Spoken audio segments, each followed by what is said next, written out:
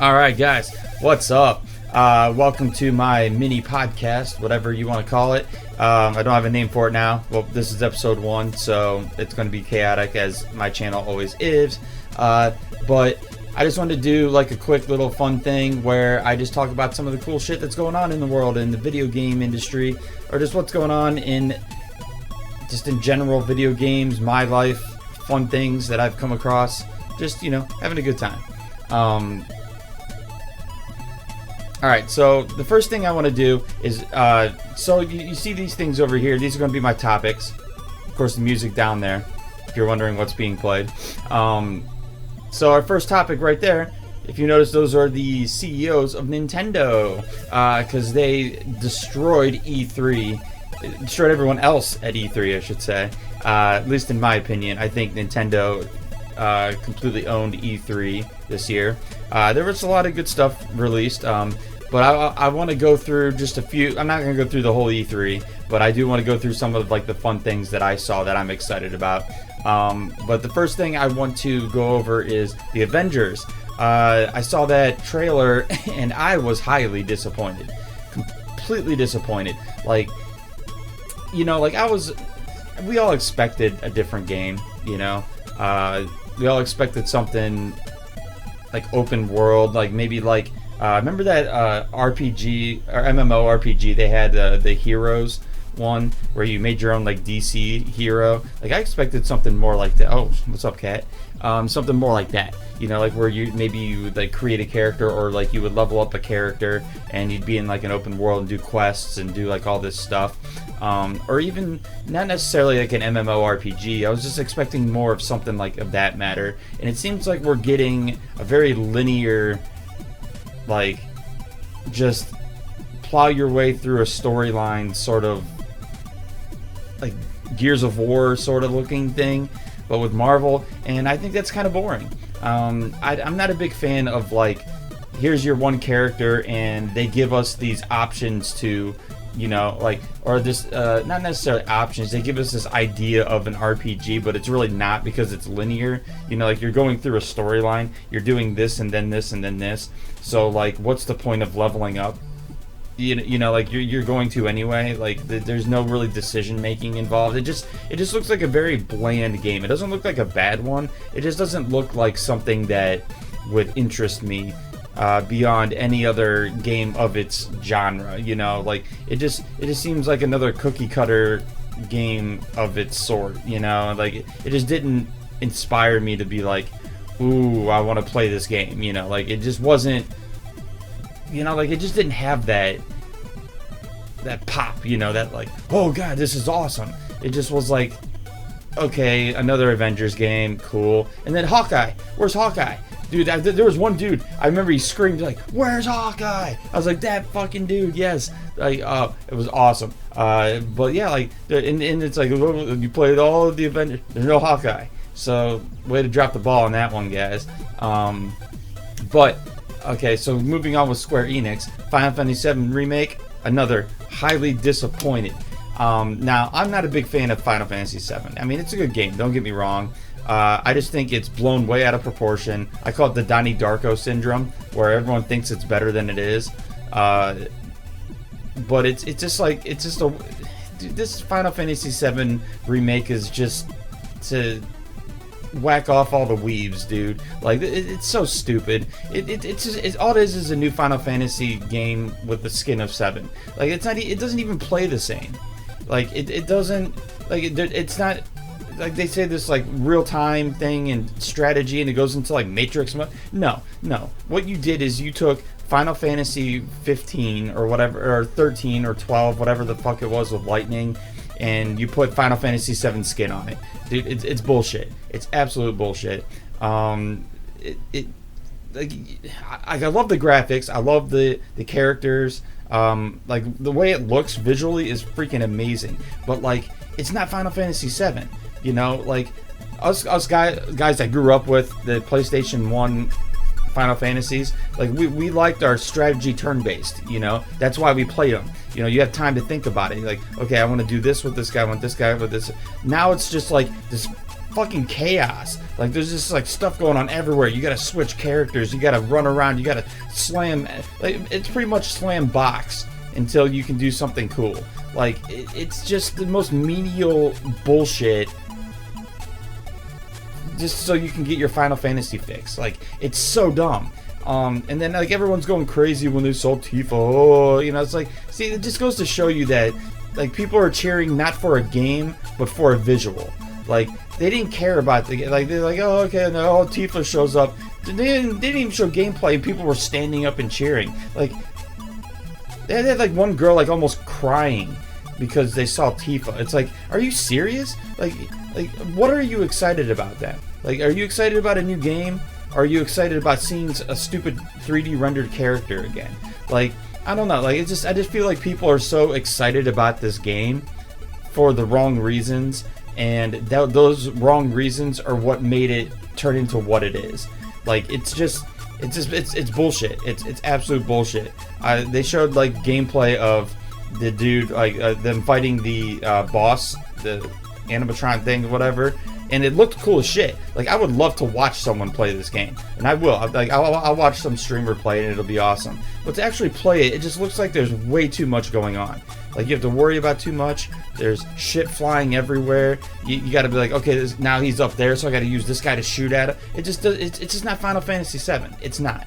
It's absolutely not. It looks like it. It just doesn't play like it. And I think if you're going to remake a game, you need to focus on the core mechanics first. And it feels like they focused on everything else first and then went, oh shit, well, we can't do the core mechanics anymore because we fucked up everything else, so let's just make a new Final Fantasy game. And boom, now we have what we have. So I'm highly disappointed in it. I won't be playing it. And I was kind of excited because I was like, you know what, hey, you know, I did like the game. So I can't wait to play it again, but I'm not going to play this new shit. I don't want to worry about I don't want to slam box. Like, it just feels like you know, like you're playing 99 Nights for 360 or something. You just slam box for an hour. So yeah, Final Fantasy VII remaster or remake done. But I will give it to Square Enix. My boys, Final Fantasy VIII remaster. Oh my gosh, yes. Yes. That Final Fantasy VIII is the one to play for PlayStation. Everyone goes, oh, Final Fantasy VII. But you know what? No. Final Fantasy VIII, that's where it's at. What's up, GameCube? So yeah. Final Fantasy VIII Remaster. I'm so excited for this. I don't know if I'll be playing it on stream. But I definitely will be playing it, because that is that's one of my favorite Final Fantasies. That and 10. Obviously not talking about the retro games. We're talking about, like, you know, the PlayStation disc games and stuff. 8 and 10 are my favorites. So I'm really excited about the Final Fantasy VIII remaster, because it looks like they're just making it look better, which is what they should have done with Final Fantasy VII. They shouldn't have, like, I wish they would have took the graphics they did for Final Fantasy VII and did that to 8. But then did what they're doing with 8 to Final Fantasy VII. Like, they had the right ideas for both games. They just need to combine them. Like, take the graphics from the Final Fantasy VII remake, and then take the idea of remastering Final Fantasy VIII and combine them. So I definitely will be playing the Final Fantasy VIII remaster, because I love that game so much. It just, in my opinion, it's just a better game all around. Even storyline. I don't think the Final Fantasy VII storyline is that great. It's some weeb bullshit. So they love it, but the story in itself is just some sappy love story, and it's just like, eh. Whereas Final Fantasy VIII has a lot of layers to it. There's a lot going on in that world. Like, I just feel like the world of Final Fantasy VIII is more in-depth, more lore-based. You know, like, there's a lot more going on beyond just the characters you see. You know, it seems like Final Fantasy VII is based on one core storyline mechanic, you know. But it looks like 8 has like a whole world to it, you know. And then I like the card game better. I like you know, like the extras in the game, you know. Like, I like the mechanics of like how you level up your character. The GFs, you know, are much better. The magic system's better. The fighting system's better. The graphics are better. I mean, just like the game just is better in every aspect, and it gets overshadowed by 7 for some goddamn reason. So I'm much more excited about the remaster of Final Fantasy VIII, and that's awesome. I will be purchasing it if it's somehow a physical copy. I don't know what they're going to do with it. It might be a Steam game or something. Whatever it is, I'm going to be buying it because it's fucking awesome. Best one on the PlayStation 1, in my opinion. Fight me. Alright, so that's Square Enix. So Nintendo E3. Nintendo E3 was pretty much the best, hands down. So we'll start with like the Breath of the Wild 2. As you guys know, when I got this kidney thing, I got Breath of the Wild, and I've almost like 100% that damn thing. A fantastic game. Like, you know, okay, I'm a retro guy, but holy crap did I love Breath of the Wild. I'm not a big fan of Skyrim. I thought it was really boring. But like, I love how Breath of the Wild did it. Like, they just took like Skyrim and made it better, in my opinion. Everything about the game was solid. The only complaint I had was the weapon system. I thought they broke way too easy. I just felt like I had this task above my head, like a rain cloud of weapons above my head the whole time, and it just kind of brought down the whole experience of playing and just relaxing and playing a Zelda. So I hope that they incorporate maybe in the second one. Here's what I hope they do in the second game. One, I hope they change the weapon system where they have like maybe a mix of like breaking weapons but have more permanent. Like in the Breath of the Wild 1, they had just the one sword, you know, but that's it. And even that broke, you know. It's like I just hope they have like more of a permanent weapon system in place, not like completely, but like, you know, at least have like one or two of each like category that, you know, like you can keep a little bit longer, or like repair on the spot. Like that would be a cool thing too. Like when it breaks, like maybe you can hold ingredients to like repair it right there. That would be a way better system than just it breaking and disappearing, you know, because then it just gets rid of the whole like that was the cool thing about Zelda, is the weapons, you know. Like you had your bow, you had your sword, you had your shield. It was awesome, and like it was like your boy, you know. It was like your right hand man. Like it was like your thing. And then like Breath of the Wild's just like, fuck it, we don't like weapons. This is bullshit. The second thing I hope they do is the eating system changes. I had a really bad experience with the whole cooking thing. Like I like the cooking thing. Like I think that's awesome, finding ingredients and making them together. In fact, that was one of my favorite things about the game, is actually the recipes and stuff. What I didn't like though is the fact that there was so many different variations of it that like you ran out of space.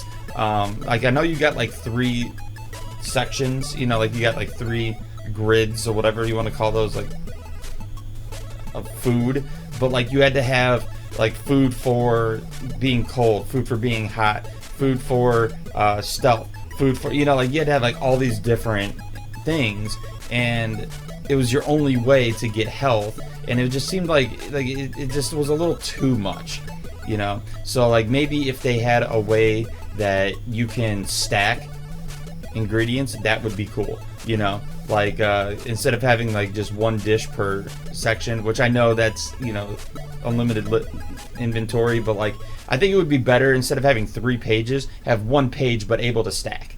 I think that would be way better, because then you'd have 1 stack of cold, 1 stack of electricity, 1 stack of fire. You know what I'm saying? So maybe that would be, you know, they can incorporate something like that. The third thing I would like to see in the second game is dungeons. Like they had, you know, the things were the trials and shit, and those were okay, but like it was more like fight this guy and win. Like it was more like menial little tasks, you know, or like figure out this little puzzle. Like I miss the dungeon grinding. Not necessarily like the 64 version, where, you know, like there's these big dungeons that take like 2 hours, but maybe something like in between. Like I remember like the first Zelda, like you'd have, you know, like 20 rooms, and you'd go through them, and you know, there one room would have a weapon, one room would have a key, you know, do this, like, and I think they should go back to more that style. So like something in between Breath of the Wild 1 and like Ocarina of Time, you know, something like in between there where you're puzzle solving, but it's not like taking 2 hours for a dungeon, or it's like real cryptic, you know, something more like, because like I like that in Breath of the Wild you had like more platforming tasks or fighting tasks than you did in like Ocarina of Time, where it was more like, you know, find this key to find this door to do this. Maybe only kill one dude here. So like I hope they do more of like, you know, like a mix of those two, like dungeon puzzling. But yeah, Breath of the Wild 2, that's gonna be awesome. I can't wait to see that. Link's Awakening remaster. Now that looks fucking cool. I like the way that they designed the aesthetics. You know, like the graphics look really cool. It's real cutesy, but I kind of like it. You know, it's like anyone who's played Link's Awakening gets that vibe from it anyway. So I'm glad they went that route instead of like, let's make it look really cool like all the other new games. Which seems to be the new way to do things, like let's remaster it and make it cool for the new people. Like no, they went back and made it awesome and cutesy and cartoony, and I fucking love it. So that's all I'm going to say about it, because you know it's Link's Awakening, but that's going to be a good one. Look out for that. The one I am looking forward to though, because I'm going to be getting a PS5, and they said it's going to be backwards compatible with like PS4 games. And one of them is Contra Road Course. Nintendo announced it. I don't know why.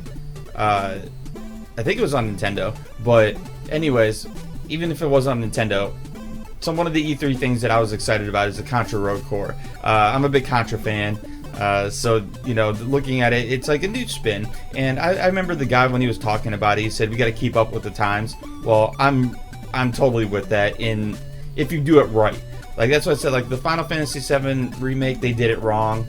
Final Fantasy VIII remastered, they did it right. You know, if you're gonna bring back something, bring it back right.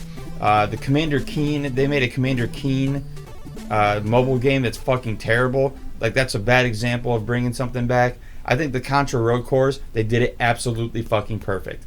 Like they're bringing it back. They have the original type characters. They're bringing in new characters. They didn't like make it like a whole new game. They just made it in like 3D. Like they had an isometric view and then a behind, you know, like a third person view and then an overhead view. So they took all the elements of the old ones. They have the gun system back in play. They said there's going to be co-op, which is awesome. It's just everything they said about the game was complete hype. The guy that came out and presented it was fantastic. He did a great job. He was all hype. He was fun. He had a good time. You can tell they loved this game. You can tell their heart's into it. It's going to be an amazing game. Contra Hard Course, I'm really excited about that. So I'll be getting that for sure. And if I can stream it, you best believe I will be streaming that. Alright, so like the last thing I want to bring up then is topic number, 2, right there. Our little happy guy.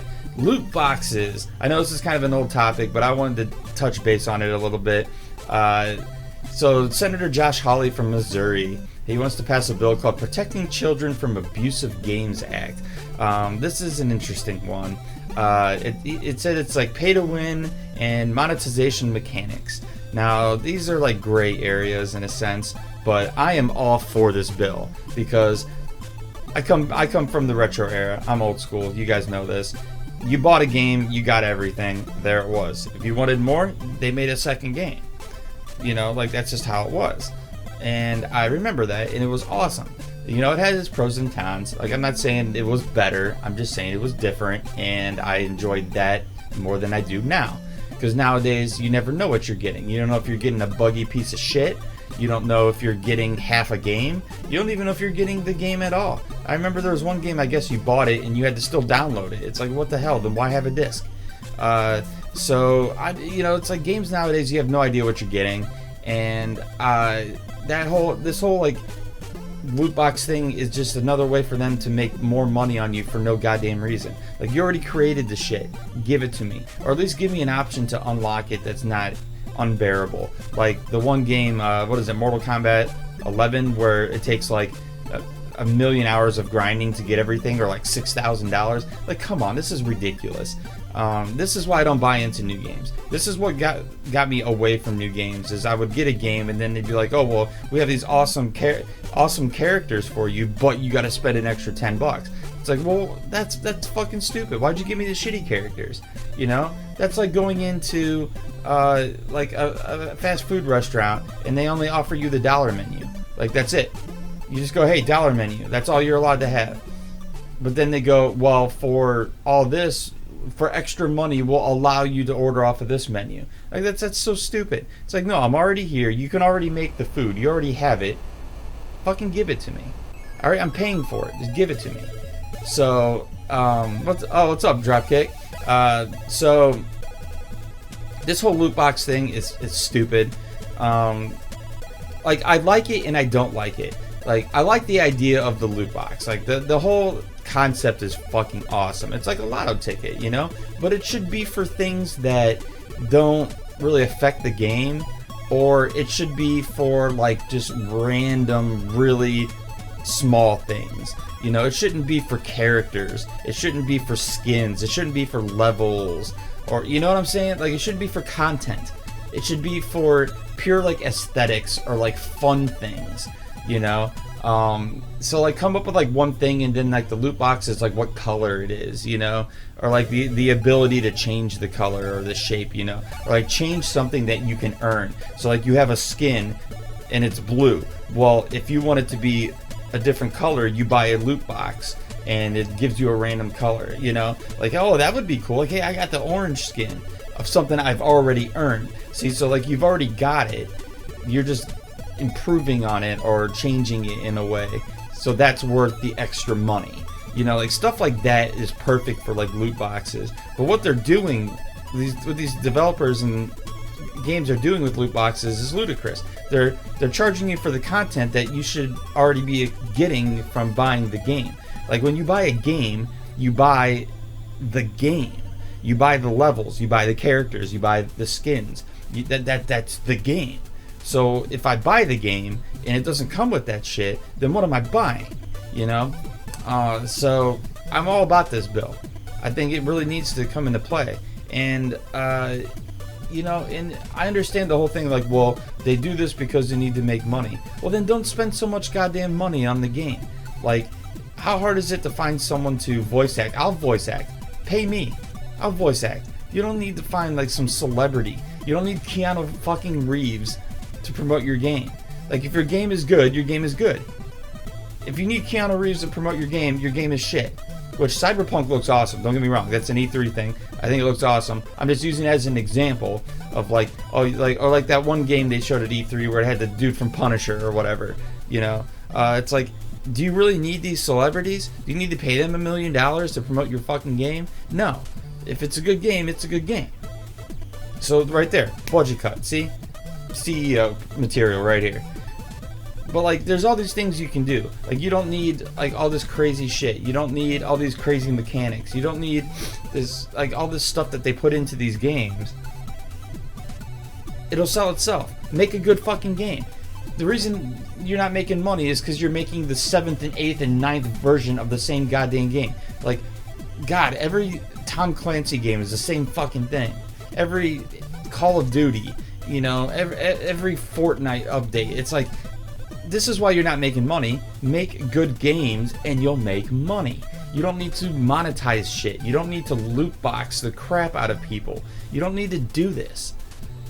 Video games have been selling for years. It's one of the biggest entertainment mediums in our country for a reason.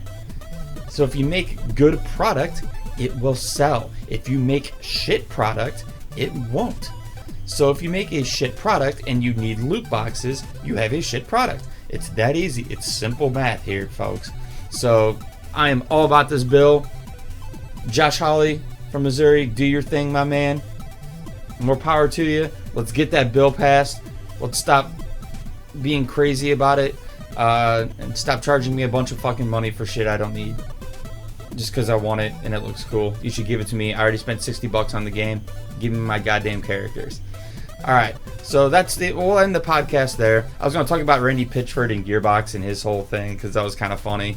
But no, you guys already know about that. So I hope you guys enjoyed this. I'll do more. If you have any questions. Oh, wait. Pharaoh had one question. He said, what's your opinion on Collection of Mana and the Trials of Mana remake that got announced during E3? I actually caught the very tail end of that. I wanted to see it, and I was busy doing something for my health, and I didn't catch it. So I know very little about it. It's up there with, like, the Final Fantasy. I'm on the fence. I'm really getting sick of people not coming up with original material. that's kind of like my biggest complaint about entertainment as a whole in our country, is like everything's a remake of something that was from like my childhood. You know, it's like, have some original goddamn ideas for a change. Like, let's come up with some like new material, some new concepts, some new mechanics, some new characters. Like, give me something cool. So in general, like, I'm just getting sick of playing the same shit. That's why I got sick of Nintendo in general, because that's all they do. It's like, oh, here's the Nintendo Switch. What games do you have for it? The same goddamn games we've had for 30 years. Oh, so we're getting a new Mario Party. We're getting a new Mario Kart. We're getting a new Smash Bros. We're getting a new Luigi's Mansion. We're getting a new... Well, it's like, I've already played these games, dude. What else you got? You know? So, with this whole remake thing, it's cool. I like it. But at the same time, I think it's taking place of creativity in new games. So, cool, yeah. I love Secret of Mana. I really do. Like, I think it's great. It's actually one of my favorites. I'm currently playing it with my buddy AJ. Some of you guys know AJ from my channel. He and I have been playing it for a while. We're getting pretty close to the end. I enjoy playing through it. I like the multiplayer aspect. Like, the game itself is great, but like, do we need another version of it? No, it's fine. It's fine the way it is. But I accept it, so I like it. Will I get it? Probably not. You know, I got the originals. I got the games. I don't know. Like the Final Fantasy VIII remake, yeah, only because like it's one of my favorites and it's cool. Secret of Mana is just another, you know, cookie cutter RPG for this SNES. You know, there's a million of them. There's one of the better ones, yeah, but I mean, to go out of my way and spend money to play the same game again just because of graphics, it's like, eh. You know, like you said, Pharaoh, the Trials didn't release outside of Japan, but that's how. But you know, like, we've had the internet. There's ways of getting it. Like, you can buy it on eBay. It's not just because it wasn't released in the U.S. doesn't mean you couldn't play it in the U.S. It just took extra effort. It's just, you know, I don't know. It's just one of those things that doesn't excite me. It's cool. I mean, it's awesome, but not at the expense of like a new game. I'd rather than just develop a new game and spend time remaking a random SNES. What are they gonna do? Arcana next? Seventh Saga? You know, like, ooh, Bard's Tale remake. Like, come on, man. You know, like, let's make some new shit. All right, so mini podcast number 1. Hope you enjoyed it. I'll do more of these if you guys are into it. So, you know, do that like, subscribe thing. You guys know how all that shit happens. I don't have like a catchphrase or any bullshit like that. So until next podcast, stay up, and I'll see you guys all on Twitch for the Super Mario Bros. 2 randomizer coming up next. And peace.